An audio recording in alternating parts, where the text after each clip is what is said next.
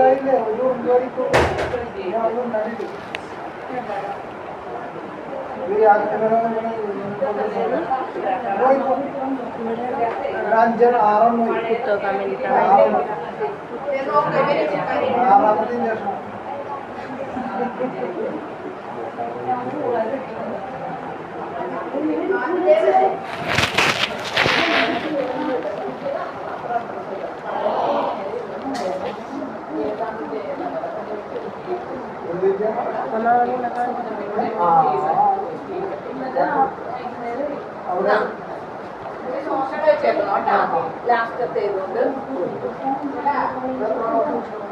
3 മാസത്തേക്ക് നിങ്ങൾക്ക് ഇത് തന്നെ മതി.